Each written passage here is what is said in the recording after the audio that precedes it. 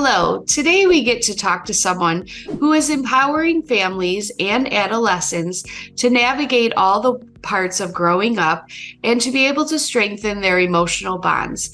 I'm pleased to introduce you to you today, Lauryn Montgomery, who is the dedicated owner and a therapist in Bloom Counseling Services.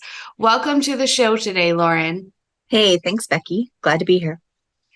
We're glad to have you. We're both from the Midwest, and we were commenting on that and that we're a little chilly today. But very excited to talk about her work with adolescents and families. And personally, to me, as a school counselor, I am often reaching out to someone like you to Hmm. help families who need that ongoing help and more than a school can give. So I'm really excited Yeah. to hear what you have to share with us today.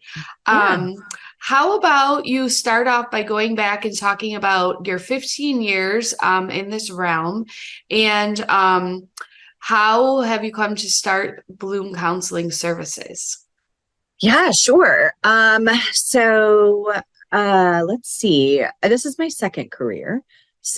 Before I was a counselor, I was a school teacher. So I taught high school, I taught junior high. I was social studies, so I taught world history a lot. Woohoo. I found that as I was, working with kids, especially in the school that I was in, that I felt frustrated often that I could see these emotional needs happening, in front of me, but I was neither equipped to help them with it nor uh, in a position, with time to help kids. So specifically, I remember this one kid sitting in the back of my class, head down, just crying through my entire lesson on the Russian Revolution, and I was sitting there thinking, good Lord, I don't think Rasputin is really going to help this kid, learning about these little bits. I want more one-on-one time. I Mhm. want more of a one-on-one opportunity with kids. And so from there, I started thinking about something different.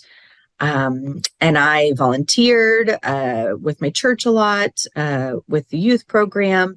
And again, I found a lot of times there that I would have these teens and preteens come to me with issues that I was not equipped to help them with.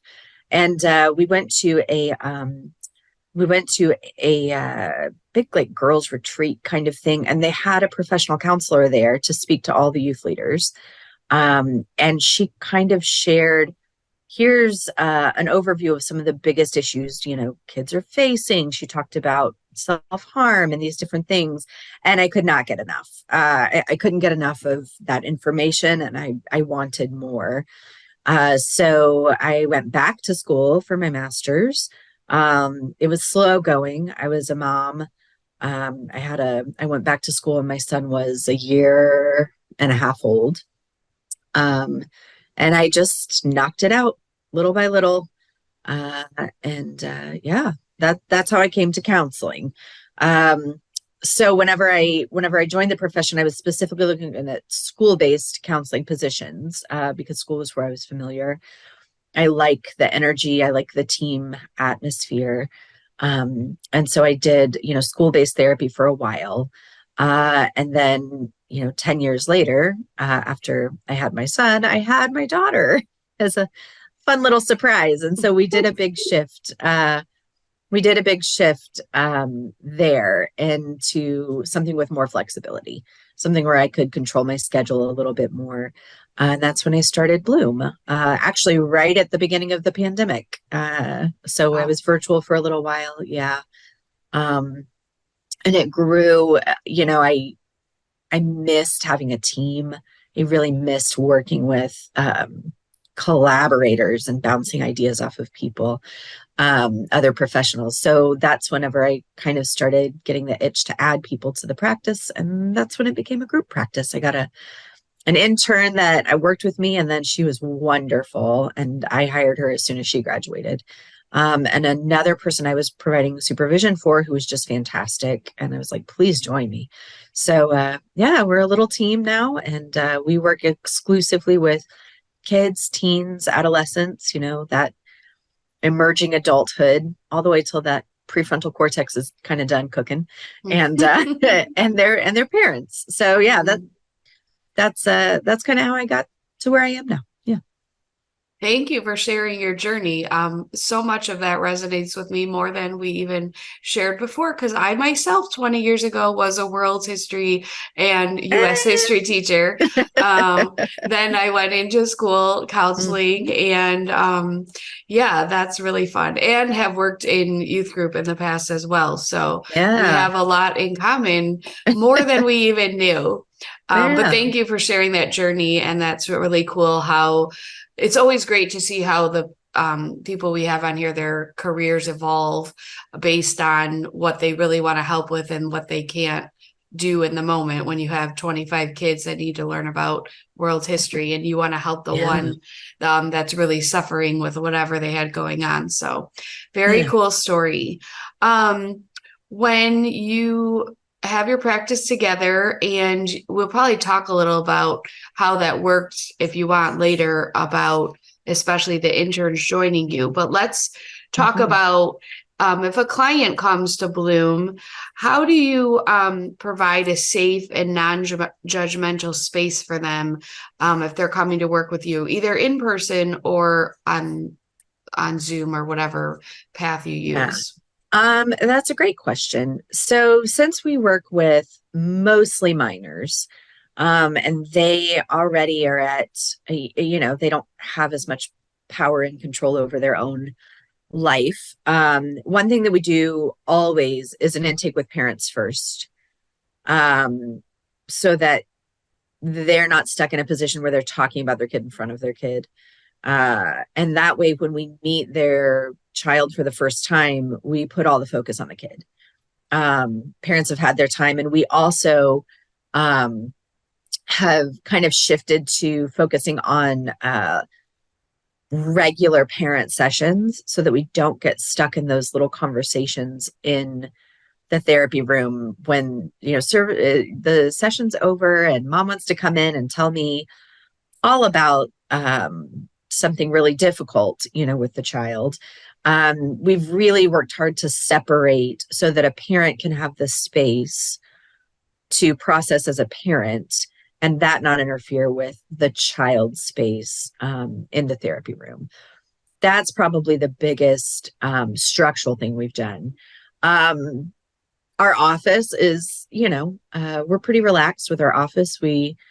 My favorite thing, actually, this is something I did in my school-based office, and it's something I carried over into private practice. Is our table is raw wood, and so they mark on it, they paint on it, like, it's kind of one of those statement pieces to me that, hey, this is a kid's room, and we're not precious about stuff. We're precious about them. That's what's most important. And so that's probably my favorite thing about the way we've tried to make our office welcoming. And it's interesting from, working with kids. We have kids as young as 2 coming in for play Wow. therapy, all the way up to, I've got some college students. And it's interesting the wide age range, how much they love putting their mark, on something. So those are the two sort of things that I didn't learn in a book, I guess. That I sort of picked up. There's lots of other things, obviously, um, you know, basic therapy things, but Right. yeah, those I feel like are kind of unique to us. I haven't seen that as much everywhere else. Yeah, the wooden table, that's amazing. And kids do want to leave their space, no matter how big or small, and no Yeah. matter how old they are. That's a very cool idea. I'm glad you shared that. And I think it was really important to talk about how separating what the parents want to talk about and from that time with the children, because we even see that in schools where maybe a teacher wants to talk about a student. It's like, we can't do this right now in front of them. It's Yeah. just adding to the anxiety and the breakdown of trust. So thanks for Yeah. bringing that out. Yeah. Um, Can you talk about some of the evidence-based practices and tailored therapeutic approaches that you use with your clients? Yeah. Um, let's see, where do I want to start with that? I would say we're an eclectic practice. Um, but some of the things, when we throw around evidence-based, um, fall in depending on the child's specific needs. So I wouldn't say we're using one approach across all, other than, the basic, tenets of effective therapy, focusing on the relationship and unconditional positive regard, those kinds of things. Specifically, we do some trauma focused CBT. I've done that with some kids. That's in fact one of my very first kids. That was such a powerful intervention for her that I was sold. It was like the first kid I tried doing some trauma focused CBT with. And when we got to that, just working with that gradual, right? Like that gradual exposure piece with her. And I watched her nervous system grow, just in those few sessions. So I still keep on hand a decent bit of trauma focused CBT and follow that format for a lot of my kids. Um, Something else that the general play therapy approach we take is Adlerian. I do a lot of Adlerian play therapy approach, which I've more recently gotten trained in. My play therapy journey is really weird, but it's not something I ever wanted to do. I was never interested in it. I told you, a high school teacher. I did not want to deal with the young ones until I was at a school working it was a K through 12 school, and I had to. And I found it wasn't that I didn't like the young kids, it was that I didn't know what to do. And it was my own deficit. It wasn't anything about them.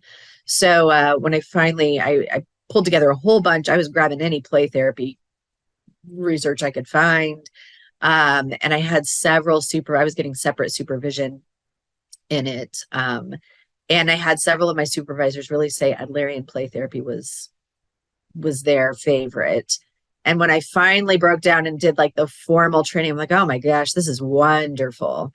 It gives such a great system for working with kids and parents, and a structure to how to understand growth.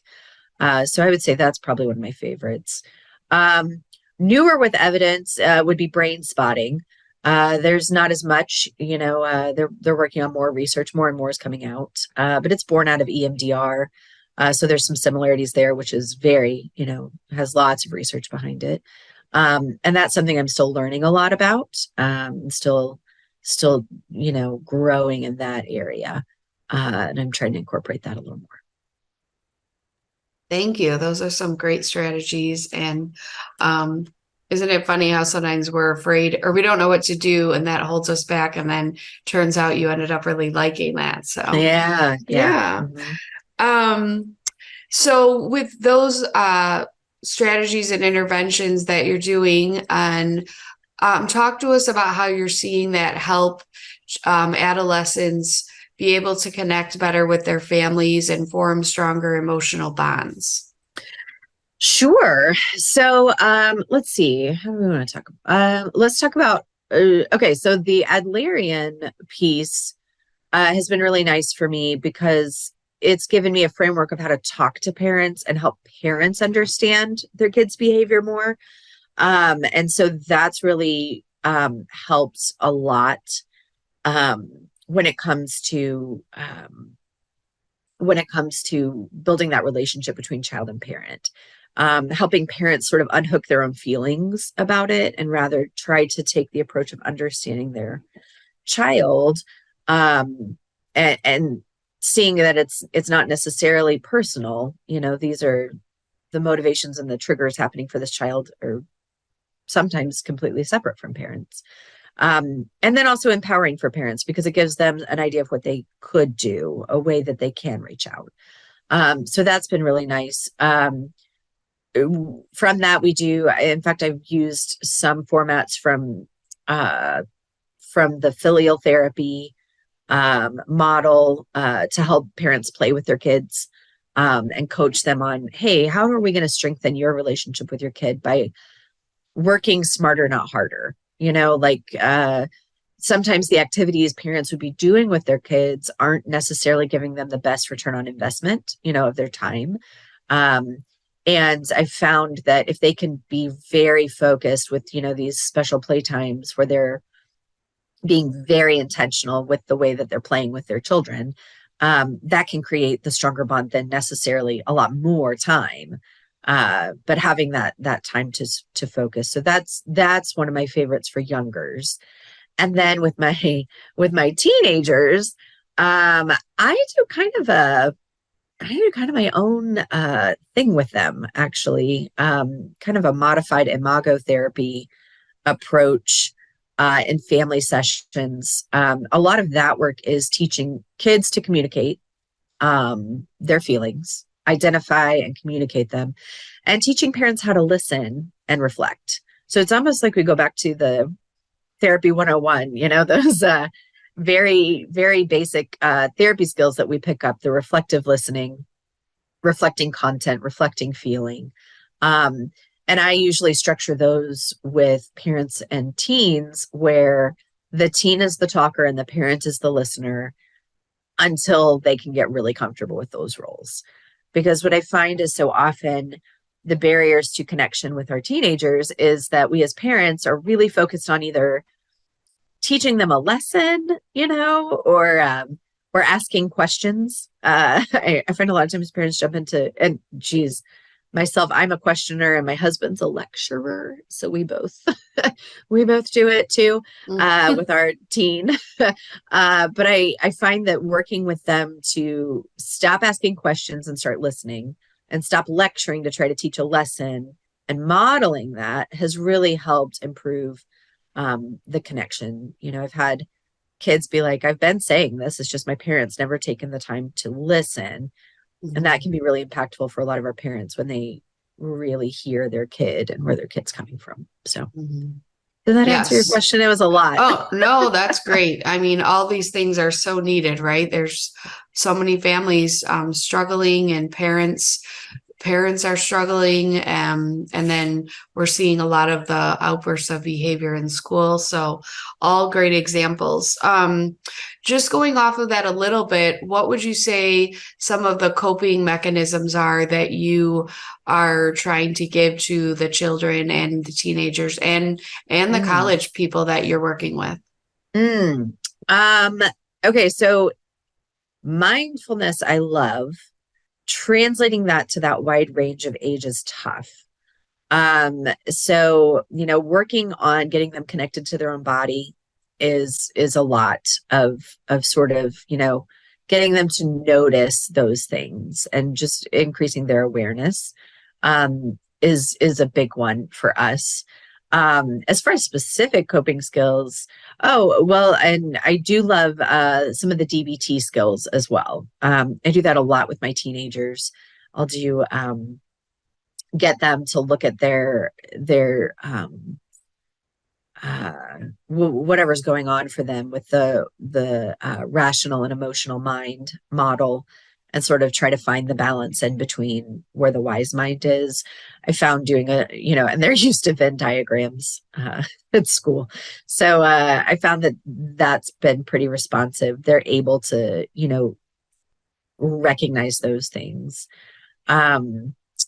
Something else that I've done a decent bit with, especially those sort of middle school and, adolescents, those earlier adolescents, is just decision making. There's a lot of things they just don't know how to lay it out there, so pro con lists, working with them to sort of play the tape forward, like, okay, if I make this decision, what are the possible outcomes, and just sort of considering those things, because they feel so overwhelmed a lot of times with decisions. They're just not sure what to do with them. And I had one more, and I think I lost it now as I was talking about the adolescents, the younger ones. I was going to comment. Oh, go ahead. No, it's fine. I won't. If I remember, I'll tell you. Oh, okay. I know. I was just going to say on the decisions at our school, we run a reward store, and it's always a fun thing, but it's amazing to me. Some of the kids that have had the hardest struggles at home or in their past cannot decide. They will Mm, not, they do not want to commit. And it's so, I don't know, it just feels like a study I should do because they don't want to commit to the one thing because they're so right. worried about the other things. So I like that Yes. you're helping them with those decisions and trying to help them narrow it down. Yeah. I When think it unhooking holds some of people that, back a lot. Yeah. yeah, yeah, like unhooking that fear of failure, right? Because then it's, if I make this decision and what's the worst that happens? And if that worst happens, looking even past that, oh, I'll be okay.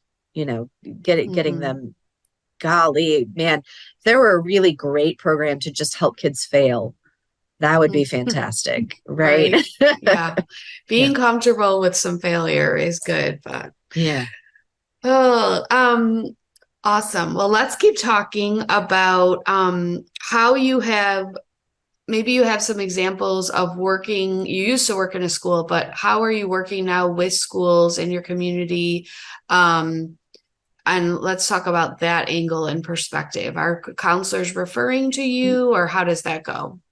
That is a great question. And actually, that's an area that I'm hoping grows even more. So currently in our community, we see kids from, our county and some, neighboring counties, but the high school that we're closest to has a mental health liaison. I think that's her title, mental health director, who's wonderful. And so I've gotten a lot of connection through that. And they even have sort of scholarship therapy funds through an alumni fund. So they really try to stay connected to the local, providers, to get kids into therapy when they need it. So that's been really cool. And I've even reached out to the administration at that school before because I have so many students from that school. I'll hear, like for example, last year, I had probably 3 or 4 teenagers reading the same book in their English class. And it was a deep, it was an intense book. And it ended up spurring a lot of discussion in therapy, this book that they were reading in English class. And each one of them sort of grew in their own understanding of themselves and their own challenges. And that was a time I reached out to the local administration and I was like, hey, this is a really great experience for a lot of these kids outside of just whatever they're learning in the classroom. And I mean, I know teachers, man, that's a tough job. And you don't always know, you don't always know what your kids are taking home. So that was the way I wanted to encourage them. Like, what a great way that unit was really working for their students in a bigger way. Um, Other than that, we work a lot, in the elementary schools. We stay pretty connected to the guidance counselors that we have, where we have our kids. And then sometimes teachers as well. We've had several situations, where the teacher will send the kids' behavioral plan. They'll send, what's happening at school, so that we can hopefully, complement, what's happening there.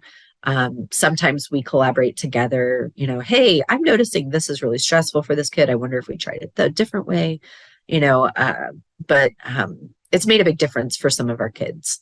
Yeah, so those would be the biggest. I would like to get more involved in schools. I would like to do more groups and things like that, but that's just not on our, there's no room for that on the plate right now. So, We can't do everything, that's for sure. no, yeah, But it sounds like you are a very valuable resource to the schools. And I love that I hope you so. talk often that they have that liaison. That's really huge. And then, Yeah. and I'm sure, being with teachers every day, they greatly appreciated you letting them know about all that was coming out of the novel that they Yeah, were I hope reading. so. So that's a Mhm. really great example. I love that. Um, let's just talk about how you began. I think you said you started this practice right before COVID and Yeah. or okay.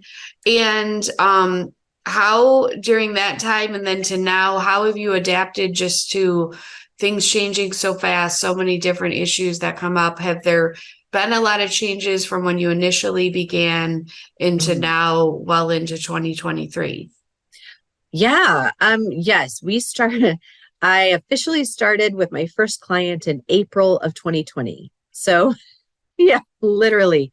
We Oh, wow. yeah, and honestly, I mean it was something I'd wanted to do for a while, and I just had more time at home to be able to do it. And so initially we were virtual only for those first few months. And I think I started brick and mortar and seeing clients in person that fall, maybe August or September of that fall. And I saw such a fast growth. I mean, could not get, I could not see everyone that was coming to me. It was such a boom. Everyone was worried about their children's mental health. Um, that's been interesting how that's played out. The levels of anxiety, you know, were such a big thing in my own home. I was watching, with my own son at that time, who was in he was in fourth grade, third grade. It was the end of third grade, yeah, for him.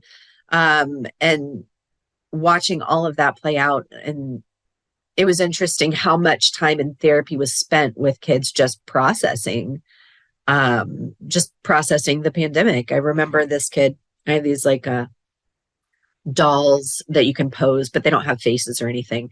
And this kid cutting out masks to put on them and then being like, no, stay away, during a play therapy session, and just thinking, wow, that is not something that would have shown up, 9 months ago. Yeah. So the biggest thing that I've noticed, business wise though, was this huge boom in mental health. And like I had a waiting list it was so long. I'm trying to that's when I took on an intern to try to help with some of that load. That's when I took on, and then I took on another therapist, and then watching that kind of drop off. That was an interesting, and I got a little bit of validation. I listened to the Therapy for Your Money podcast. I don't know if you're familiar with Julie Harris. And they talk a lot about that from the business side of a private practice, how that was the theme that all their private practices were seeing. We had this huge boom because everyone was wanting, mental health care for their children. And then as life kind of went back to normal, people's panic sort of died down. And, that sort of leveled off. So managing since I started my practice with that boom, now over this past year, managing that sort of drop off has been an interesting challenge for me business wise. And we've had to get creative and sort of understanding that and understanding our families in our area that we serve. But yeah, that's the biggest, and then honestly, it was kind of nice now that everyone's so familiar with telehealth. If I'm in a spot that, I need to stay home, but I still don't want to cancel on my clients, I have a home office and I can come to my office and I can still see them. Clients that are not feeling great or have other issues, they don't have to miss a therapy session if they don't want to, Mm-hmm. So honestly, it's created a lot more opportunities, I feel like, with accessibility when it comes to that. Even when it's not necessarily an illness, but I have some families that drive a little bit of a ways. We have one, Mm-hmm. family that drives like an hour, and that's tough. And so Mm-hmm. instead of like lessening the therapy time, it's that morning, hey, it's a really rough morning. Can we do virtual today? Absolutely, we can. Mm-hmm. It's been such a great supplement to therapy and made it, I think, more accessible and more flexible to people's real lives. So, yeah. Yeah, that's so interesting. And all we keep, all I keep hearing from a lot of people is the boom and it's continuing to grow in mental health. But that's I'm glad you brought up that perspective that kids definitely had more time in 2020, 2021, and Yeah. everyone wanted the help. And I can see how, especially in the age group that you're working with, how it might have gone down because most people are back to all their activities and Yeah. fitting in another part of their life is harder. So Yeah. thanks for Yeah. bringing that out. Would you say when um, not dealing with weather or illness, are most people who have kids or teenagers, are they mostly signing up for in person or telehealth, or is it like 50-50? Oh no, most people want in person. Okay. Yeah, yeah, yeah. I mean, we have a little bit of a space problem. So each of our therapists has a virtual night, and by far they all want the in person if possible. I would Okay. say there's maybe 10% of our clients prefer the virtual. We do all our parent sessions virtually. So that kind of helps a little too, because parents, Okay. can do it in the middle of their day. But Hmm. yeah, I would say most people really prefer, and especially when we're working with really small children, For sure. we prefer it as well. So Yes, yes. Very cool. Uh, Why don't you just talk to us a little bit about, you said you have two people that are part of your business as Mhm, well. mhm. Okay. And just explore if someone looks you up and contacts you, are they calling specifically for one of your therapists, or do you guys hear the needs and then you guys have more specific niches that can help Yes, each family? that's a great question. We have actually that's been part of our work this year, is sort of really figuring out who our, ideal clients are, each of us, and where we shine the best. Who are the clients that seem to benefit the most from our style, each of our styles. So yes, Robin, one of our therapists, she came on specifically because she was doing high school based, and she really missed working with younger children. She had a lot of training in play therapy, and Hmm. especially person centered or child centered play therapy, and she was missing that. And so she really loves working with that younger age group. And especially her favorites are like the rambunctious boys, the Hmm. ones that or the I'm ones that sure, everyone, yeah. yeah, the ADHD type symptoms, whether they actually have ADHD or not. Hmm. She really likes working with them. Um, really, she likes working with so many. And then Sarah, she was our intern who joined as soon as she graduated. She sort of does a little bit more of a structured approach. She's a little bit more directive in her therapy. And so, when she actually handles all of our incoming. So she's a therapist, but she also kind of does some of our admin and our client relations work. So they call in, and Sarah listens, and depending on insurance as well on schedule, helps match with the therapist that feels like the best fit. Okay. Yeah, yeah. Yeah, that's cool to hear about. Because people we interview on here, some of them have really huge practices, some of them are by themselves. And so it's just good for our listeners to hear all the different ways and how the structure of the administration works. So very Yeah, yeah. cool. Mhm. What if you were to go back, either way back to when you became a teacher or when you shifted careers, what are some things that you wish you knew that you would want someone who's considering this field to consider? Ooh, um, I wish that I had had more examples of people starting their own private practice. Um, I, the people I did have were fantastic, and I've had some amazing people um, share their stories with me, and that's been so helpful. I just wish I'd gotten them sooner, partially because I'm a planner. So I Mhm. like to, and I take a long time to make decisions. So I like to be thinking about them for a long time. So the more examples I have, the better. Um, I also think I would have liked, let's see. Hmm.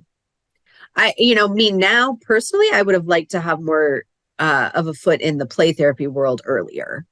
I Okay. didn't do that till after my master's completed. And so I wish I'd known more then about all the different specialization options, because the advice I kept getting when I would ask, well, what if I want to specialize in a specific demographic, and the advice I always got was, you get supervision in it after you graduate. That's how you do. And that's how I've done. Most of my Hmm. learning has been through people who are more specialized in them sharing their knowledge. But I wish I had known a little bit more about um, what I could have done then. I wish Hmm. I had known a little bit more about the possible paths um, to specialize in the different areas, if that makes sense. Yeah. For sure. Okay, Lauren, you've shared so many great things with us today, and I loved how your journey evolved, and I really loved how you brought out the community aspect and how tightly you work with the schools. That's really amazing and Mm. inspiring. So thank you for being with us today. Yeah. Thanks so much. It was a pleasure. All right, you have a wonderful day. And to our listeners, thank you for being a part of this. We'd love to hear your feedback on social media. We look forward to you listening into the future as we talk to many other professionals in the business and world of counseling and therapy. Have a wonderful day.